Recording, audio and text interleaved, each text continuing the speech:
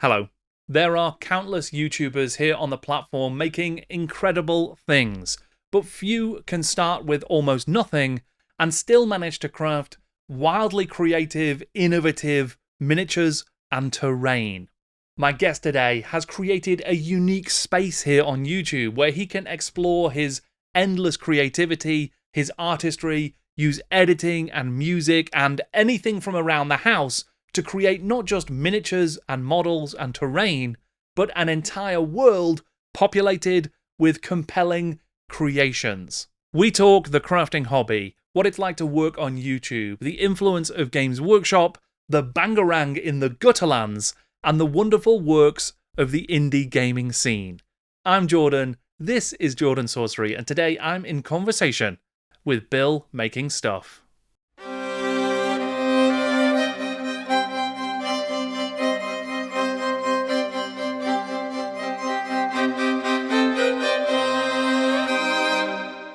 Bill, thank you for joining me.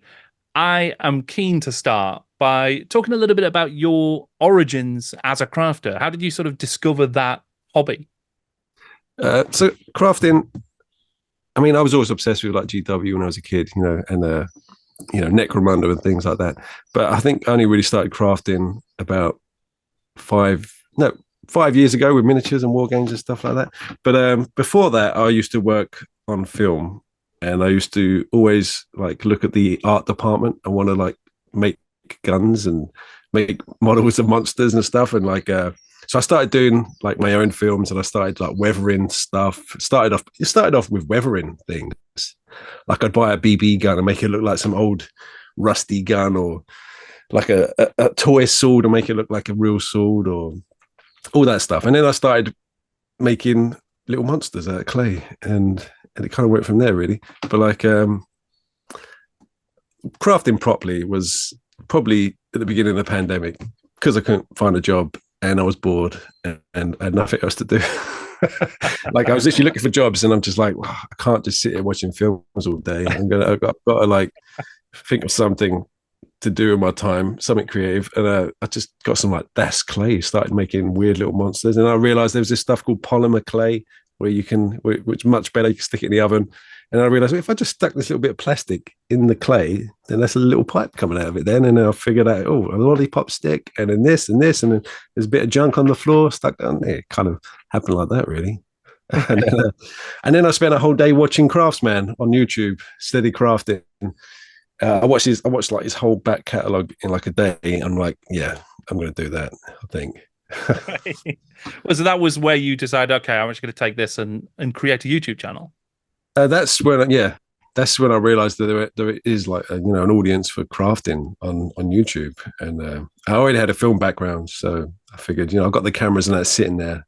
I mean, I had no job at the time. I probably wouldn't have done it if I actually had a job. I was just recently made redundant from this job, so I just thought I've got to make money somehow. And let's try and make money doing something I actually enjoy for once, and then, but yeah, I watched the whole Craftsman in one day, like just nonstop. As soon as I woke up, I don't know where the family was, because I don't know how I got away with watching it all day long.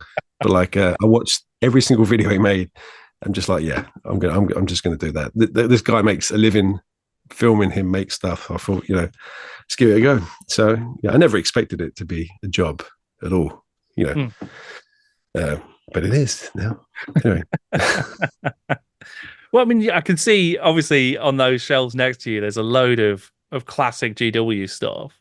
That feels like that must have been part of your early interactions with modeling and sort of wargaming. Was that an influence as well?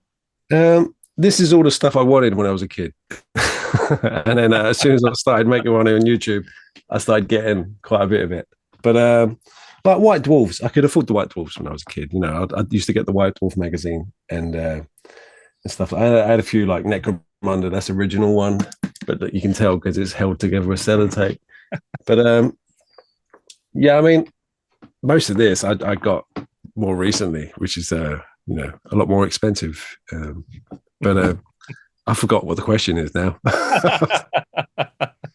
I suppose it was just like what was your relationship with like the hobby or hobbying wargaming crafting and modeling. What was your relationship with those when you were younger? So before you sort of started getting into it in more recent years?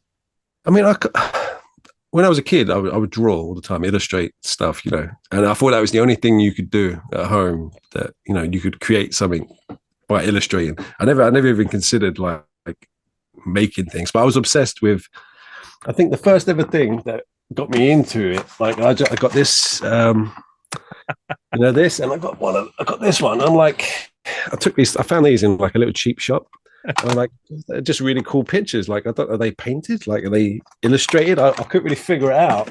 And I took it to a friend, and he's like, "Oh no, that's Games Workshop. They're miniatures. They're like actual little things that you get and you paint." That blew my mind. I'm like, "What the fuck?" They sorry, shouldn't be swearing. I couldn't believe that they were little. You can actually buy those little things and you can paint them, and they're all really cool. And I was just like, "Yeah, I think that was the point where I got into it." Like, and then through school, during RE lessons, we'd read the Necromunda book, and then my RE teacher would come along and tell me, do you know what necro means? And he'd tell us all this stuff. But I couldn't buy any Games Workshop. I couldn't afford any of it. I mean, it was all just watching my friends have it, and they sometimes get me to paint some of their stuff, but I always paint them the wrong colors, for them. I used to make terrain, actually. That's one thing I did do, toilet tubes. And I remember I spent like 2 weeks making it. It was literally 2 toilet tubes and a walkway, just like that big. Right. And I spent ages on it. And I thought it was like amazing. And I'll do that in about 30 minutes now. But I spent 2 weeks. I put it in my bag to take to my friend's house to show him. And it just broke in the bag, and I was devastated. I remember that. But yeah, I mean, my relationship to it, I guess. I think it was the world building and stuff. Like, as a kid, if you see like one of these like codex or something, and you just look at the art, I just looked at the artwork, for forever. I would just, flick through that. It was just like, there's nothing like it really, was there, when you was a kid? Nothing as complex and as dark and, disturbing, which was good. But, yeah, and then I stopped. I did it a lot when I was a kid, and then I stopped through my whole adult life. I completely forgot about it. I think a lot of people completely forget about it, and then they come back to it when they have kids. Then I lost my job, and then I'm like, what can I do? I start crafting, and I'm like, I'm crafting things, but what am I crafting them for? They're fun to do at the time, but it's not really. There's this weird part of me that if I do anything, it has to be for something. Like if I'm drawing something, it has to be for a game book, or it has to add to something. I can't just do something and just, oh, there we go, and throw that away. That's a nice picture. I'll leave that over there. Or so I kind of thought, I'm crafting all these things. Like, I might as well just craft them for something. And then I remembered Games Workshop, and then I found out about all these other games. All these. I still couldn't afford Games Workshop even then when I had a job. So I found all these other games like Stargrave and things like that, and then I found out about indie games, and I thought, yeah, sounds like a bit of me. That does. So you hear notifications from my kid's iPad over there. So yeah, I think I always wanted to do it. It felt like I always wanted to be like creative, and when I used to make films, I could never make like a sci-fi or like something with monsters in it because it was too much money. I had to make like an indie comedy or something, or like or a drama, a kitchen sink drama, something that us British people are really good at making. But I really wanted to make like big, wide scope kind of fantasy or sci-fi, Lord of the Rings kind of thing. And I'm like, well, I can do it here with these little miniatures, and I can make my own game, and I can tell my own little stories and have it all connected and stuff. But yeah, and I completely forgot about it until I was like jobless and 40 and miserable. And, had kids, had a kid at the time that was driving me mad, and like, yeah, I'll just do that. I'll just hide and do this for a bit. And then obviously YouTube came about, like, and then I thought, well, I can try and stick it on YouTube, see if it does anything, and it kind of did, which is, I think I was lucky. It was the pandemic when I did it, but I don't know. Well, you say that, but then I think one of the things that's always been true about your YouTube channel and your sort of presence online, I think, is that there's a very considered, characterful, distinct look and feel to it, even from your first video. The thumbnail and the editing and the sort of the way you've put it together is very you, it seems. I mean, Yeah. were they like decisions that you spent a lot of time thinking about before you even made that first video, or did they come about naturally? I mean, obviously, it kind of evolved over time, like the style, like, but if I'm going to film something, I've always got to think about like the framing of it, or like, well, why use a white light? It doesn't really. We're not showing a human face. We can just light this however we like. We can chuck colors in and make it interesting, And I learned at university. The only thing I learned at film university is that sound's more like just as important as the video. So I thought, let's chuck some sound effects in there. I'm like, oh, well, if I put a sound effect in there, then I need a sound effect for this one. And then eventually it was a compulsion. Every single little action had to have an accompanying sound effect. And then it kind of evolved from there. But I'm always of the mindset like, well, how can I make this more interesting? Like even me talking to camera, like I could just be pleasant and I'm not always pleasant, but like I could just be like, a typical pleasant YouTuber, or I can play a character a little bit because that lets me get away with a little bit more. I can be just really miserable and horrible to a toilet tube cat just because I find it funny, and then I can add a narrative that sort of goes through. I could stuff like that. I mean, there were lots of shows I used to watch when I was younger that kind of were like that, like vids and bits, things like that. Like vids, they those guys weren't like that in real life. I bet they weren't doing all those little crazy things all the time, and they just kind of, every piece of the camera was a thought out kind of a bit, basically a comedy bit. And I thought, it just gave me scope to work with. I mean, I just have to think like, if I'm going to do something, let's think of a creative way of doing it. Like instead of just shooting it for the sake of shooting it, like I'd think of an interesting way of shooting it, or an interesting way of editing it. It also came out of boredom. Editing a craft video is quite boring. I'm like, how can I make it more interesting? Like, I can crash zoom into this thing, or I can put my hand in front of the camera, do a wipe cut, and show something else, or a match cut. And I just kept going for all these edits that you learn at film school, or you learn from watching films, and you never really get to use because they're kind of tacky. But I could be as tacky as I want on a crafting channel. Doesn't matter. I went to film university, and they taught us all this stuff, but you can never use it for a film. Your film had to be kind of dire and it had to be like a drama or serious, and then I went on to corporate filmmaking, and that was even worse. Like I used to make strange edits for the client, like an operatic, like this was for a drill bit company, like drills going into metal and sparks going everywhere, like to classical music, and it looked quite impressive. And it's like, no, get rid of that. I spent like a whole day doing that. I'm like, I got my own channel now. I can just do all that weird, crazy stuff I couldn't do before, and see what sticks. It's also a lot of that, like see what sticks, yeah, I mean, I just doing what I want to do, like just going crazy with it, just making something that I would find entertaining, I mean, you do animations and things like that built into your videos as well, right? I mean, I'm guessing a lot of that takes quite a lot of time and care and attention to put together. Yeah, it does. I mean, I make the music as well. The music takes a long time, and yeah, I do make it so much harder for myself. I don't know why. Like the animation, sometimes it's quite hard to like. I don't know what the animation I can kind of do on my phone. If I'm on like a long journey, I'm like, well, there's a couple of little bits in my video coming up that I need like an explosion or something. So I'll just draw a little explosion on my phone, and I get a bit carried away. I get a bit obsessive, and I'll start. I can animate a title, and just animate some bots walking around, or dotted arrows and things like. I don't know. The answer is I want to put a lot of effort in. I don't know. I just want. I kind of realized early on, like if I put more effort in, it tends to return. You might not think it will, but you do get like some more hardcore fans that just like, they come to expect it. And some of the people that realize how much effort goes into a video, they want to support you, because they know, not everyone knows how much goes into a video.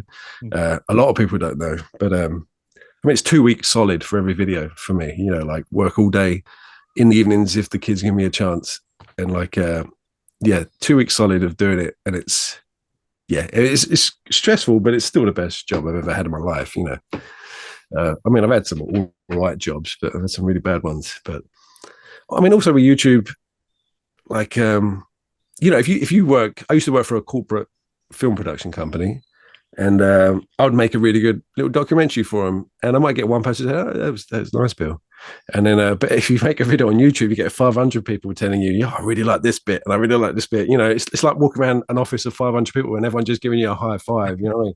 Never happened. It wouldn't happen in real life. So and obviously you get constant feedback, critical feedback from people, don't you? And I never take it on board or adjust. I'm just like, no, you're wrong. But well, I was curious about your. I mean, I suppose does that put more effort in philosophy? I'm guessing that flows through into the actual kit bashes and the builds that you do as well, right? Because there's a lot of intricacy, and there's a lot of examples I think in your work where you'll say you're never going to see this, so I'm gonna do stuff so that I know it's there, even though no one will ever see it. So is that like the philosophy of your builds? Like, I feel like it's like a mental condition. I think like I'm just obsessive. Like if I like sometimes I paint the underneath of bases that you're never going to see. Just because for me that bugs me. Like it's the only way I can explain. It's like an obsession. I'm just I will lie in bed awake if I haven't put something on a shelf in the back of like a little shop that you're not going to see. I don't know. I can't really explain it. I do feel like it's. I was a little bit more free with it, Like sometimes I'm a bit like that. Like at the end of the build, I'm like, well, it's good enough. It's good enough for the video. I can't do any more. But that's just me trying to convince myself that, like, for me, it's still. I'll have sleepless nights if the build isn't like up to my standards or whatever. I mean, and the paint jobs are like that as well. Like. I hate painting. Well, I used to hate painting. I don't hate painting so much anymore. But I look at some of my old things. It's the paint. I rush the paint jobs. That's right at the very end of the build. I like the build, but I just rush the paint jobs, and I kind of regretted it on some of the things. I mean, I feel like going through my catalog and rebuilding everything again. But you keep asking me questions and I keep forgetting what they are. I keep going off on a tangent.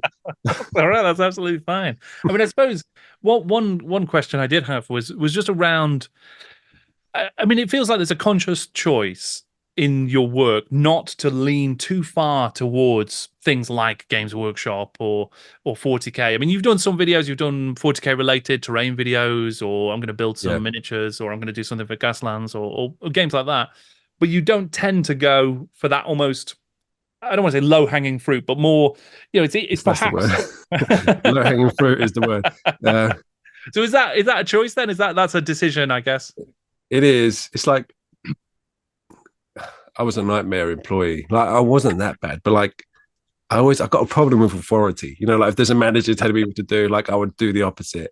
Not always, but I think I know what's best, which is probably mostly wrong. But so Games Work, when I would put Games Workshop in the title, like a few of my earlier videos, they'd be like make this for Stargrave and Planet 28 and Games Workshop at the end, just for the algorithm or whatever. But I mean, to be honest, any skills I teach, like anything I figure out, you can apply to Games Workshop, if you want.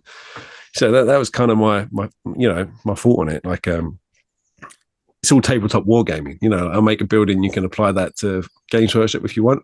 I just sticking it in the title just kind of, I don't know. It sticks in my throat. I don't want to. It's the contrarian in me. I think I just don't want to do it. Like you said, low hanging fruit. It feels like to me, and it just doesn't sit well with me. Like, because I do love old Games Workshop. It got me into it. But I know there's lots of. I watch a lot of YouTube, and there's lots of. I watch all the. Name a craft where I probably watch them. It's like market research for me, and I'm kind of a bit hooked on it anyway. But I watch a lot of videos that have nothing to do with Games Workshop, and then they're like, "Oh, make some trees for Games Workshop," or make some Games Workshop. And I'm like, there's not Games Workshop trees; they're just trees, and that kind of bothers me. Like that, putting a little GW logo on the thumbnail and things like that, and a big face, and GW trees, and like, there's just fucking trees. They're not like that bothers me. Like, it really does. Like, it feels a bit like sending out. I mean, unless like your channel, you're obviously really into GW, so that's your thing. For me, I can't really lie or pretend to be that into it anymore. Like, I can't be into all the female custodes stuff. I don't give a shit. Like, I'm not interested in. I haven't been interested in GW since 2000. Like, but I can't. I think that's the problem. I can't lie, and I can't pretend the video's about something that it isn't. And I can't make it's like an Instagram filter of a thumbnail. Like, I don't put any filters on it. It's just that's the build. There's going to be colors in there, and there's a colored background. Probably some inappropriate lighting, and the big title over the top. It's a weird thing. I just don't really want to lie about it. But not that it's that bad to lie that these trees are GW trees or whatever. It's not a bad thing, but it just doesn't sit well with me. I just like to be really honest. If it just gets me in trouble, I don't like, even in real life, the school pickup gets me in trouble being too honest with everyone. I don't know where that comes from. I need to speak to my therapist, I think, find out where that comes from. But I guess that's what it is. Yeah. Like, I just like to be really genuine. Like, and I think, yeah, like I spoke to you before, like, being genuine kind of is like a bulletproof shield, isn't it? Like, you can't really get to me because I tell you all my flaws all the time, and I show my flaws. If I'm rubbish at painting, I'd say I'm rubbish at painting. Like, you can't comment and say, "Oh, that paint is a bit crap." I'm like, "Yeah, I told you." And like, what are you telling me for? I already told you that. So that, I mean, I guess that's kind of it. It's like a bulletproof shield. I'm just going to be honest about it. But the earlier videos, like, I would stick GW in the title, and I might mention it once or twice because I thought that's what the algorithm wanted, And it's true. The things I make, you can apply to Games Workshop and any of the 50 million games that are out there, So, well, I mean, so how do you find working on YouTube, and there is an algorithm, and there are, you talked before about the metrics and sort of all of the numbers that come at you. Just as a job, how do you navigate sort of, okay, am I going to follow trends? Am I going to do certain things specifically because it will please the algorithm or get more views? Or do you just try and do something else? I've never ever looked at a trend on YouTube. I've never followed a trend ever. Like, I wouldn't even know how to do it. Do you do it? I don't know how to do it. I don't follow trends in real life either. Like, the music I listen to is like, I don't know, ancient. You know what I mean? Like, I don't know what's out at the moment. Do you know what I mean? Like, and I would only watch a film if I know it's good. I won't listen to the hype and go watch a film. I'll wait until it filters through hundreds of people to get to me. But I've never followed trends on YouTube. I always thought, like, I'll make my own audience. Like, I'll make something. The people that like it will stay, and the people that don't will just go. Like, so I'll make a nice core audience, and I'll just make it for them and for me. I hope that it will find its own audience. I don't try and get a new audience. The thing is, with trends on YouTube, I've got friends who've made videos that did like 500,000 views, and they've got like, a couple of thousand subscribers just because that video trended, but no one ever comes back. Like, unless they're committed to your channel, they're not going to come back and watch it, like, because that thing, obviously they can relate to that one video, but they're not interested in you. I mean, and the character I play, I mean, if people buy into that, as long as I'm in the video, like, that's it, they're going to come back and watch it. So, I mean, that was my thing. I never follow trends. I have no idea how to title my videos or what is popular at the moment. I don't know what's popular. Female custodians. I keep saying that because that's the only thing I know. Well, I can definitely put that in the description below. That Bill talks about female custodians, and we'll see. There we go. Yeah, he mentioned it at least twice. I mean, one thing that you've done over time, and I think we tend to see with a lot of creators on YouTube, is moving more towards almost telling their own stories and sort of creating their own worlds a little bit. Could you talk about like your journey towards like building your own world? Yeah, I mean, again, I think part of a mental illness I must have, because it's the whole thing.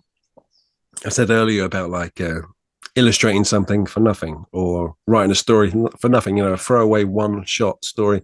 For me, that's like feels like a waste of time. I'd rather take that illustration and then draw it, add something, a story to it, and then add another story to that, so they all kind of reinforce each other. It creates a world.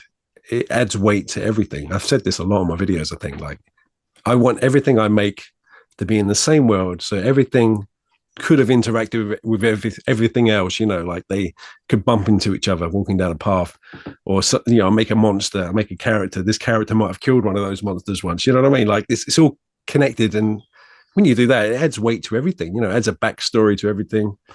I think even with films, like I was saying, I wanted to make sci-fi films and fantasy films. I think I just wanted to world build. I just like, you know, and then I saw an opportunity. A lot of my viewers, I think, come back because the world building. They want to see the world grow. You know, and a lot of them contribute to it. You know, on Discord. You know, they add little bits. They make their own little characters that exist in my world, and creatures and robots and stuff. And I like all that. You know, it makes a rich world, and it's kind of like it's what I used to like about Games Workshop. You know, like all the world building stuff. You know, now it just feels like they want to sell miniatures. You know, sorry, you just lost some of your audience there. But that's what it feels like now. Like but for me, I just want to make a nice, big, rich world, like a playground. That, like, you know, I don't sit there for hours and then just in my head in this imaginary world. I don't do that, honestly. But yeah, and then I thought, you know, if I make a world up, then that gives me all sorts of opportunities. You know, I can make games in this world. I can make a comic book in this world. I can, you know, I just needed the right world to begin with. Now, I don't know how much you know about the Gutterlands or the world. Tell us about the Gutterlands. Yeah, tell us about the world. It's a terrible name. I'm terrible at naming things, but it took a while to name that. So basically, everything I built in my videos exists in this one imaginary world. In the same way in Games Workshop, everything exists in that universe, right? The 41st millennium, whatever it is. But it's all on one planet called Tapu, but they call it the Gutterlands because the whole universe, it's like if Games Workshop, the 41st millennium, you know, there's only war, right? Is that the saying? Mm-hmm. Well, this is the 42nd millennium when there's only peace. Like, the war's over. The whole universe is peaceful. It's really boring. There's nothing going on. There's nowhere for explorers or adventurers to go. Apart from this one planet that is basically a dump site for all of the weapons they used during the war and all of the weird forbidden tech that they, you know, it's forbidden now. Let's just dump it over there, right on the outskirts of the galaxy, and we just leave it there and we just kind of quarantine that planet. You know, that's kind of what they did. And they did it in a big ceremonial kind of like a show. All these ships would just dump all this stuff, salute, and then go off to their planets. That was like thousands of years ago. But recently people have started going to that planet for fun, for adventure. You know, like it's the one planet in the whole system that you can actually break the law, or you can shoot a gun, you know, or kill monsters. So that was the idea. Like it's basically a playground for people that want to explore and have fun and kill people. You know, I don't want to kill people, but you know what I mean? Like in this world, maybe some of them want to kill people or hunt monsters or, you know, eat meat. That's one of the things. They get to eat meat on that planet. I imagine the rest of the universe is like that scene in The Hobbit when they're all eating those lettuce leaves, you know, the dwarves. Right. It's kind of, the rest of the universe is kind of like that, apart from the Gutterlands. So that was the story. And when they dumped everything on this planet, obviously all sorts of weird stuff happened to the planet. Like weird things evolved because all these biological weapons and all this forbidden, really advanced tech would just take a life of its own. And there's all these different regions and different weird different regions, different countries, and just all sorts of weird stuff going on everywhere. Like I like old sci-fi novels that kind of like Gene Wolfe, you know, Gene Wolfe, Book of the New Sun. Like that world is just like layers upon layers of like tech, and all the technology is considered like magic because it's so old, and it's just, you never know what's going to happen in that book. It's just so bizarre. I kind of wanted a world like that. With rusters in it, you know, everyone seems to think it's like a world, like the whole world is a junkyard. It's not, you know, there's lots of weird jungles, and I've made it so it's very open and you can basically stick anything in this world and it would work, you know. Again, I've forgotten the question, but like that's basically, that's the world. and yeah, I can set anything in there, and it's just it's fun. Everything I build ends up in that world. I actually have a website called thegutterlands.com where you can read up about everything I've built and how it interacts with each other. It's like a Wikipedia. Right. Like, need to think of a better name for it, but like a Gutterpedia or something. But and then every video I do kind of revolves around that, and I think that the core viewers want to see what happens next in that world. Is there like an ongoing story then, or is it just like a sandbox for it? It's an ongoing what's the sandbox at the moment, but there's lots of little stories going on all over the place. But like it's an ongoing sandbox. Like the world is just being built one robot at a time. One monster at a time, or like factions of people, and then I made Bangarang in the Gutterlands, which was like my first game I made with Ben of Apocrypha Now, which we wanted to keep it small. Basically just like a gladiator arena with robots fighting each other in one of the main towns in the Gutterlands. So, I mean, but it adds a lot of world building to it. And I think, I'm going to expand. I want to do bigger games with like, more factions. I mean, I made up a new faction the other day, and that's going to be in my next video, depending on when this comes out. But yeah, to me, it feels like a waste of time if it's not adding to something, like it has to add to something. It's an obsession, really. Like it's obviously things can be just things because they're interesting or fun. But for me, it has to all, maybe I blame like the Marvel Cinematic Universe or something, like, I don't know. Can you imagine a Gutterlands cinematic universe in the future? A lot of people were like saying, this would be a film eventually. I'm like, I don't know. I mean, it's basically Mad Max. You know what I mean?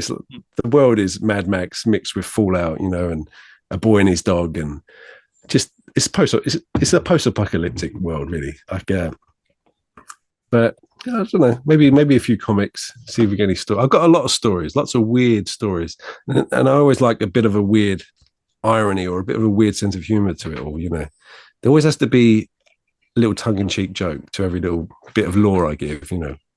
I think that's like the Red Dwarf influence and things like that, Hitchhiker's Guide and stuff like that. But yeah.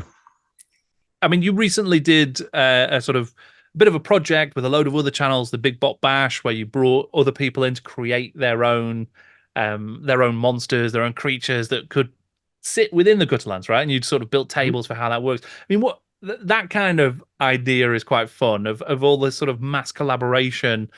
It's kind of a collaborative exercise to populate the world of the Gutterlands, I suppose. I mean, what was the sort of thinking and the logistics even of putting something like that together? I mean, I think the thinking of it was to populate their subscriber count with more subscribers. When I started watching all these crafting channels, there was lots of like little collaborations, and I kind of missed that. Like people don't really do big collaborations anymore, not really. And I'm like, there's lots of people I watch that have barely any subscribers, and they're really good. And I'm like, this is just a way of me sharing them to my audience, and then sharing me to their audience. It's cross-pollination. I do a lot of cross-pollination. I'm doing it right now, actually. I'm pollinating all over your channel. When I started, like, I think my channel took a big kind of like, it rose a lot in subscribers when I did like the pod racer thing. I don't know if you ever saw that with Studson right. Studio, Boyle Hobby Time, and Eric's Hobby Workshop, and that I became friends with them, and they invited me to it. And it took got a lot of subscribers from it. And I'm like, well, that's really helpful for everyone. Do you know what I mean? Like it's good for everyone. And I thought, like, well, let's just find some people I really like that have barely any subscribers, and people that do have subscribers, because you want their subscribers to trickle down to them. And I mean, that's why I did it. I just kind of miss collaborations. It's the best way to find other channels, without having to look for them through the YouTube search engine or whatever it is. I mean, they all made their. I mean, I set some rules, like you had to scratch build it or you had to kit bash it or whatever, and they all made their robots. I don't know if they've all made the Gutterlands. I don't know. I don't know if they all. They exist in some corner of the world, but that wasn't really kind of expressed on them that it has to exist in there. But it's more like my style of building things. Like it was entertaining for me. I wanted to see people like. MS Paint's Dave, I wanted to see him like kit bash or scratch build something, using junk. I want to see how easy it is for people or how hard it is, just for my entertainment. But also, it's one of the, it had really good views. Or everyone's video had really good views. Everyone got a lot of subscribers. It was that really. I want to share it out, a bit. Sort of the same way people sort of sent their subscribers to me. It's just share it out. We need more collaborations, I think. There was something interesting in it as well, in that because you created the sort of restrictions, right? So because of the nature of the challenge, and you built those tables around, well, what's the body like, or what's the sort of style, or the number of legs, or whatever it might be about the bots that people were building. That then creates a sort of restriction that breeds creativity, I suppose. I mean, is that something that you do for yourself in any way? Do you go, definitely. okay, I have to build with this material, or I have to build something that does this or that? Yeah, I mean, my whole channel is about like, you have no money, right? So how do you make this? Like, you may have money, but the challenge is that I'm not going to spend any money on it. Or if I do, I'll spend £1 in the pound shop and get some old toy and make something with that. I wanted it to be accessible. There's lots of kids not going to spend their pocket money. A kid can't buy anything at Games Workshop anymore for their pocket money, can they? So a lot of dads and kids and mums and kids watch my stuff. I thought, how can I make it accessible for everyone? And there's plastic crap everywhere. There's junk everywhere, and we could just, I do like to limit myself. I think and using things for unexpected in unexpected ways, like toothpicks or let me think, spray bowls. I used to use a lot of spray bowls back in the day. I haven't used them a lot recently because people stopped giving them to me. But people just send me coffee cups now to my PO box. I'm like, I can get a coffee cup. I don't need that. But yeah, I mean, I think the thing was the same mentality I had when I lost my job and I started the channel. Like, I wanted to make something from nothing, and I thought it's just more impressive. Like this thing that looks like a miniature. It looks like a big monster, was made out of spray bottle parts, or was made out of just bits of plastic crap I found on the floor. And I wanted the challenge. I wanted to put that challenge on everyone in the Big Bot Bash, just to see how well they did. And they all did really well. So obviously, I'm not very particularly talented at it. I don't begrudgingly spend money. I like buying money. I like spending money on like the smaller companies now, like Stargrave, and that's not that small, but there's lots of small little indie games. I don't mind chucking them some money. I just don't want to go into a Games Workshop and buy a Games Workshop anymore. But it's the challenge. I think it makes you more creative, limiting yourself. It's the same as like using a limited color palette, in an oil painting or something. You figure out ways of doing it, and then you get better at it. The more you limit yourself, the better you get at it. And I mean, my most recent video, I'm like, how do I make tiny little coral reef for like a 28mm scale, figure? And I mean, I figured it out, but that's kind of, I think that's what people want to see. Like, if I could figure this out, this is how you do it. You could do it as well. It didn't really take much. A bit of super glue, some baking powder, and brush the hairs from a paintbrush. You know what I mean? Like things like that, or coconut fiber, and they look pretty convincing. I like to experiment a lot on my channel with like weird techniques. I don't even buying flock. I'm like, I like to make my own flock, or I make anything that like you can buy easily. There's no challenge in it. I think I just like to challenge myself and make it accessible for everyone, because I'm such a nice guy. I mean, I am imagining though that your like studio, your crafting workshop, you must have a lot of drawers full of like random stuff, right? Oh, I haven't got a lot of drawers, but I got a lot of random stuff. Got just Tupperware boxes of so much crap. I don't know where anything is anymore, to be honest. The project depends. The project I'm going to do for the video depends on what I found. Like in my workshop. Like I've got like little tubs full of shells, tubs full of Jenga blocks. Like just the most random things everywhere. I don't know where they are. They're all in there somewhere. But everything I get, at the time, I'm like, I could use that for a power box or a lamppost, and then I forget what I got it for in the first place, and then I'm like, why have I got this? Like, there's lots of stuff in there. I'm a bit of a hoarder with that stuff, but I mean, once I'll, you know, maybe one day I'll get an actual workshop I can stand in and I can actually label them on shelves and stuff, but not yet. You mentioned a few indie games and that sort of thing, and obviously you've made your own now with Bangarang. But do you spend a lot more time these days, like looking at, buying, playing, collecting indie games? Um, yeah, I mean, I'm quite happy to. Sorry, like I'm quite happy to support indie game companies. Like I got this guy was a patron of mine. Have you heard of Relic Blade? I've not, no. No, it's quite a cool little indie game. It comes with like metal miniatures and everything. Like it's Right. so I ordered that. It cost a fortune from America, but I thought, yeah, he's a patron of mine. I buy his game, and it's like I went to Salute a little while ago, and there's like Nick Evans who does like Planet 28. Have you ever heard of that? Right. Right, so he prints his own miniatures. He molds and casts them himself. I buy all his miniatures. They all just sit in a box somewhere. I never do anything with them, but I just want to support them. A game called Cauldron I picked up recently. I mean, there's like a row of indie game books just up here, like that I'm never ever going to play ever.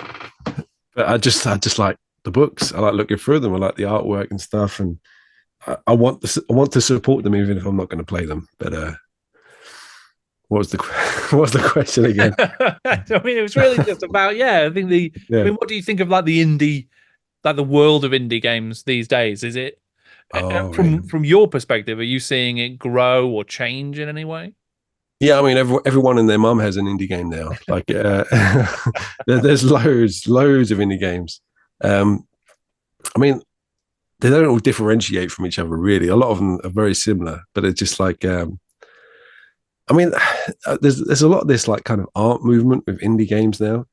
Like, and I've always had the problem, not with art. Obviously, art's art. I can't really define what art is or whatever. Like I can draw like pretty well and I can make things, but I wouldn't ever consider it art. Like, but a lot of these games, there's like these. I've been to conventions and there's lots of these like cool looking young artist types that have made these games, and everything they build is art. Anything they kitbash is art, and I'm like, I don't know, using the word a bit loosely. Like they are really cool. Like they look really good. I mean, it depends how you define art, right?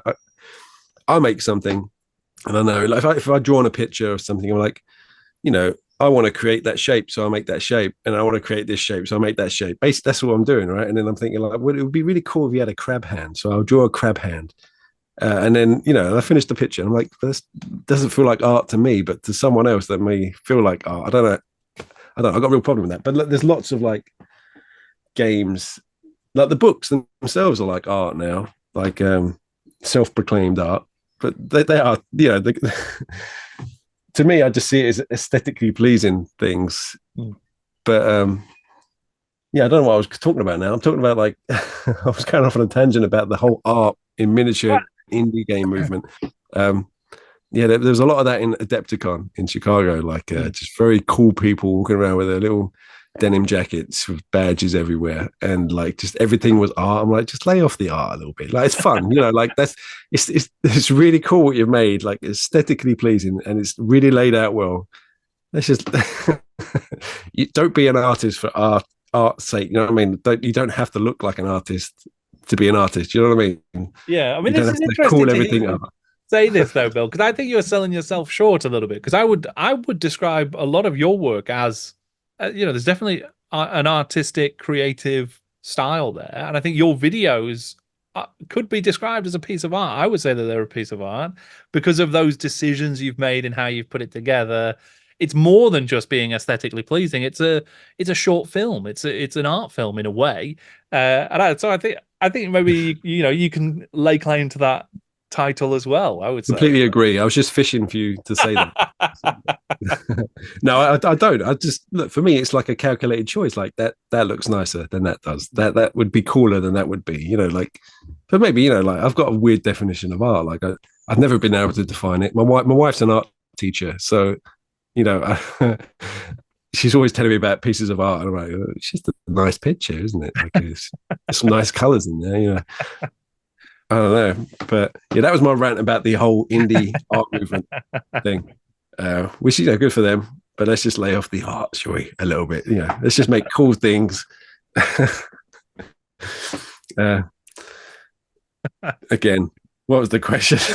Well, why don't we just explore then? Where do you think the channel? Where is Bill Making Stuff going to go next? What is your intentions to sort of grow and change and evolve the channel? Is there a movie in the future? Those comic books you mentioned. Are you going to do more art on the channel? There's gonna be no art on my channel. I'm quite happy just world building. I just want to build more of the world. I do want to tell some. I've got some weird stories that involve the world. That I do want to tell somehow. I'm not sure how I'm gonna. Like maybe a short story written down or a comic. I've drawn a few comics in the past and they take forever, so I'm kind of dreading it. I don't really, unless I can get an artist to help me, maybe. But I mean, I'm working on another game. I need a skirmish game set in the world. It's just like I said about like everyone's rules are quite similar. I just need to try and think of a weird like play system, like a weird, I don't want to just roll 15 million dice for every attack. You know what I mean? I'm kind of working on like unique rule set at the moment. That's the hardest part. And I'm already doing the artwork for it. So, I mean, there's going to be a game soon, another game. And yeah, and then Amazon got in touch and they want to make a Gutterlands series. No, I don't know. Like, see where it goes. I've had computer game companies come up and ask to use the IP. I'm like a bit hesitant, but I think they were like mobile game companies. But maybe I'll wait for Bethesda or someone to come up. But yeah, I'm just going to keep world building. I'm not bored of making the videos. Like it's been like quite a few years now, and it's still the best job I've ever had. Like I can work when I want. I mean, I work all the time, but technically I can work when I want. And my patrons support me. YouTube doesn't really support people anymore. It's I'm going to go off on a tangent again, but I was thinking about how it is scary being a full-time YouTuber like that. That is my job. The only income I get is from YouTube. But it's basically the patrons that keep me going, right? So that that's the only kind of stable income I get every month. Like my YouTube ad revenue can just be up and down constantly. Like you can't predict it at all. Like it's especially lately. I don't know what's going on, but like yeah, it's quite scary being a YouTuber, to be honest. Like I mean, me and my wife want to buy a house. And I don't know what to tell the mortgage advisor. Like, how much money do I make a year? I don't know. Like, it changes all the time. Like, I don't know who would lend me the money to get a house.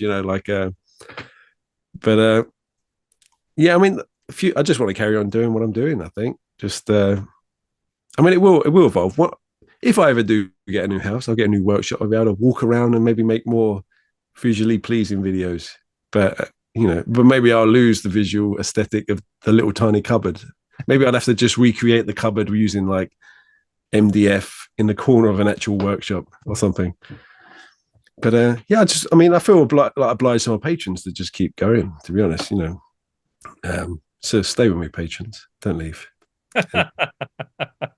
I'm going to stick around if you will.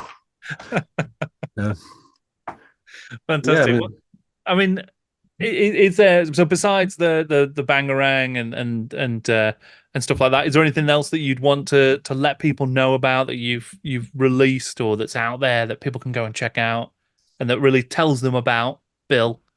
Just subscribe and watch the channel, I guess. I mean, like I said earlier, I made the gutterlands.com just because I had loads of people that like the lore, and I'm like, I need to get all this together on something. It's basically a Wikipedia of anything I've made, so you can go there, see pictures, and there's links to the videos of me making every single piece. I always thought it was a good idea at the time. I don't know how many views that's got me, but it's quite a lot of work. But it's quite expansive now. Like, and I look at it and I'm quite proud of it. Like it's quite a lot of like I said, like everything I make is adding to something. So it feels like I can just keep doing this and just keep adding until might have something as in depth as the Star Wars universe. Which no, it's not that in depth, is it? Fantastic. Well, Bill, thank you so much for chatting to me. It's been a real pleasure. You're welcome, Mr. Sorcery. Thanks. Massive thanks to Bill for joining me to shoot the breeze and chat about his crafting, his hobby, his channel, and the Gutterlands, and all of the awesome work he's doing there. It was a real pleasure. If you would like to find out more about the Gutterlands, I've included a link in the description below, as well as a link to Bill's awesome channel that's absolutely worth giving a watch. You can also find down below a link to my Patreon, and if you want to support the work I do here on Jordan Sorcery, then please consider taking a look. It would be an enormous help. It's also a massive help if you can like and share and subscribe to my channel. That is a really, really important thing, so thank you if you're able to do that. You can now find most of my interviews available as a podcast as well. So search for In Conversation with Jordan Sorcery wherever you get your pods, and you'll probably find them. Thank you once again to Bill. Thank you for listening and watching. I'm Jordan, and this is Jordan Sorcery.